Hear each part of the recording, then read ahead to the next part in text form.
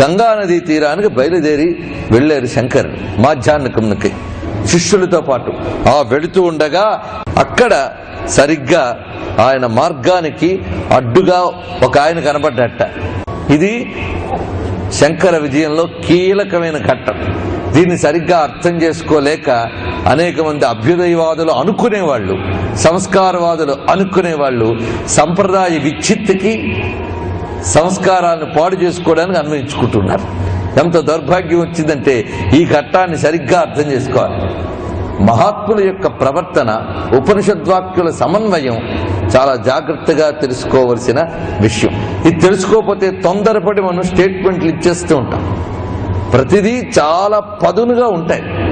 ఎటో ఒకవైపు వాలిపోతే ఎటైనా ప్రమాదమే. అందుకు ఆ మధ్యలో బ్యాలెన్స్ అది పట్టుకోవాలి. ప్రతిదానికి అది ఉంటుంది. శంకరుల వారికి ఇక్కడ ఎదురుగా కొన్ని వేట కుక్కలతో వస్తున్న ఒక చండాలుడు కనబడ్డాడు. అది కూడా వర్ణించడంలో కళ్ళు తాగుతూ ఉన్నవాడు అని కూడా వర్ణిస్తారు. అలాంటి ఆయన కనబడ్డాట. ఆ కనబడ్డప్పుడు దూరతో గచ్చ గచ్చ దూరమితి, కొంచెం దూరం వెళ్ళవయ్యా అన్నట్టు, పక్కకు వెళ్ళు అన్నట్టు. అన్నగానే ఆయన సమాధానం చెప్తున్నాడు. ఎవరిని దూరం వెళ్ళమంటున్నావు అన్నారు. పైగా ఎవరంటున్నారు, ఎవరిని దూరం వెళ్ళమంటున్నారు? ఎటువంటి వాడు నువ్వు? ఏకమేవ అద్వితీయం బ్రహ్మ నేహనానాస్తి కించన అను అనుభవావస్థలో ఉన్నవాడు మాత్రమే భాష్య రచనకు అర్హుడైన వాడు కదా. అటువంటి స్థితిలో ఉండవలసిన నువ్వు గచ్చ దూరం అని అంటున్నావే, అది నీకు తగునా అని ప్రశ్నిస్తున్నాడు ఇక్కడ. పైగా దేన్ని దూరం వెళ్ళమంటున్నావు నువ్వు? ఓ యతిపుంగవా, ఓ సాక్షి అన్నారు ఇక్కడ. సాక్షి అంటే అలా చూస్తూ కూర్చున్నవాడా అని కాదు, సమగ్రమైన దర్శన శక్తి కలవాడా అని అర్థం. సమగ్ర దర్శనం ఏంటి? సర్వం బ్రహ్మమేం జగత్ అనేది సమగ్ర దర్శనం. నువ్విప్పుడు దూరంగా వెళ్ళమని అంటున్నది నా దేహాన్నా, అన్నమయమైనటువంటి దేహమా, అది జడ, లేక చైతన్యమయమైనటువంటి ఆత్మ? అది దూరం వెళ్లేది దగ్గరుండేదా? దేన్ని నువ్వు దూరం వెళ్ళమంటున్నావు అని ప్రశ్నించాడు. ఇవి మామూలు లౌకికమైన చర్చ కాదు. ఇది కేవలం వేదాంతపరమైన సమాధానం, వేదాంతపరమైన ప్రశ్న. బ్రాహ్మణుడు చండాలుడు అనే భేద దృష్టి ఆత్మకి ఎలా వర్తిస్తుంది చెప్పు. నువ్వు ఆత్మదృష్టితో మాట్లాడుతున్నావా లేదా అనేది ఇక్కడ ప్రశ్న. ఆత్మదృష్టితో మాట్లాడగలిగినప్పుడే ఆత్మ విద్యకు వ్యాఖ్యానం రాయగలగాలి, అంతే కదా. నువ్వు ఆత్మదృష్టితో మాట్లాడట్లేదు, దేహదృష్టితో మాట్లాడుతున్నావు. ఆత్మదృష్టి ఎలాంటిది అంటే, ఒక పవిత్రమైన గంగానది జలం, ఇది సుర నది, ఇంకొకటి ఈ సుర నింపిన పాత్ర.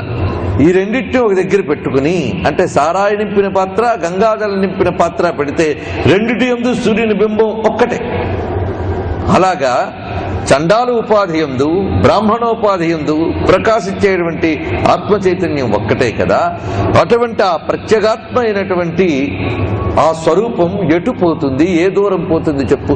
అది దూరం పోయేది కాదు, దగ్గరుండేది కాదు, సర్వవ్యాపకమైనటువంటిది.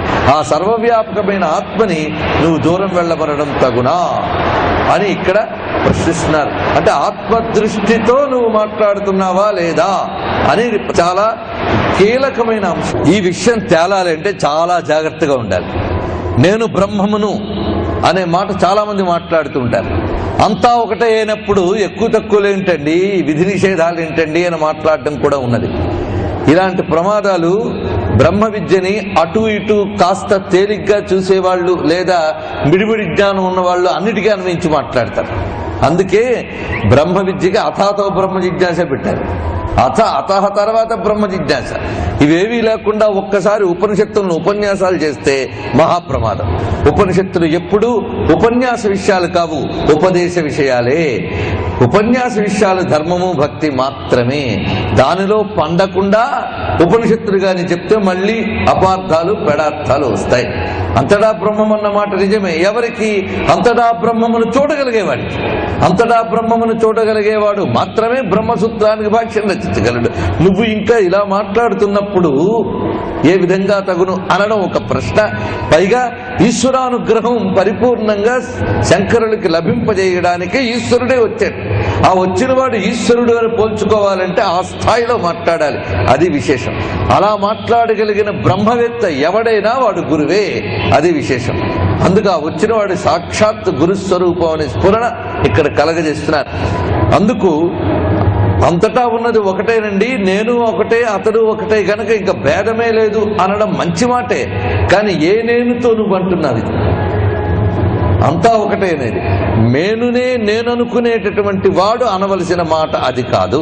ఈ నేను అనేదాన్ని ముందు ఉప్పు ఉప్పను ఊదాలి, నూరంతా తొలగించి నిప్పులు తీయు.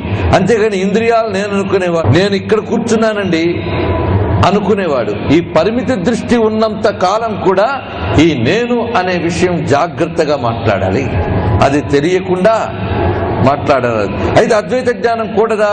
నువ్వు భావన యందు విచారణ యందు అద్వైత జ్ఞానం ఉంచవచ్చు, కానీ క్రియలో మాత్రం అద్వైతం కూడదు. భావాద్వైతం సదా కుర్యాత్ క్రియాద్వైతం న కశ్చన అని గురువులే మరొక చోట చెప్పారు మనకి. అందుకు అద్వైతం మొదటి నుంచి కూడా చెప్పవలసిన విషయమే. చెప్తే ఏం జరుగుతుందంటే, లోకానికి శాంతి కావాలి అన్నా, ప్రపంచమంతా క్షేమంగా ఉండాలి అన్నా అద్వైత వాక్యానికి మించినటువంటి వాక్యాలు, అందులో సందేహం లేదు. సర్వం బ్రహ్మమయం జగత్, అందులో సందేహం లేదు. అందుకే ఒకరినొకరు ఎక్కువ తక్కువలు చేసుకోవడం, ఒకరినొకరు అవమానించుకోవడం, ఒకరిపై ఒకరు ఈర్ష్యాసూయలు, ఇవన్నీ పోవాలి అంటే కేవలం ఉపనిషత్ విద్య ద్వారానే సాధ్యమవుతుంది.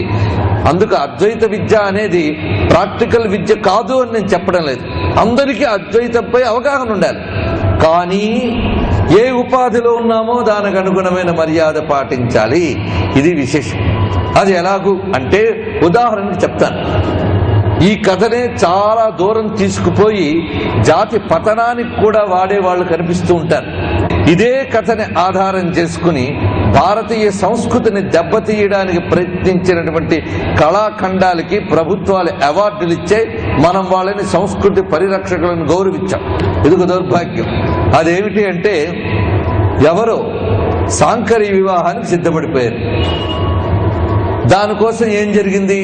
అయ్యా అంతా ఒకటే కనుక ఎవరెవరినైనా పెళ్లి చేసుకోవచ్చు అని రుజువు చేయడానికి ఈ కథని చూపించి ఈ శ్లోకాలు చెప్పి చివరి క్లైమాక్స్, దానికి ప్రభుత్వం అవార్డు, ప్రజలు రివార్డు. ఇది ఎంత అజ్ఞానానికి అవస్థ చూడండి. ఇక్కడ అంతటా బ్రహ్మమైనప్పుడు ఇంక పెళ్లి బెటాకులు ఏమిటండి? అంతటా బ్రహ్మమైనప్పుడు ఇంకా మగ ఆడ తేడాయే లేదు. ఎవడెవడిని పెళ్లి చేసుకుంటాడు, ఎవడి ద్వారా ఎవడు సుఖపెడతాడు? ఒకరికి దూరం అయ్యానని బాధ, ఒకరికి దగ్గర అయ్యాన బాధ అనేది ఎందుకుంటుంది? అందుకు ఎటు అన్వయించుకుంటున్నాం అనేది ఎప్పుడు తెలియాలి. ఎవడు ఎప్పుడు ఎలా ఎవరితో ఏది మాట్లాడేది తెలియాలి.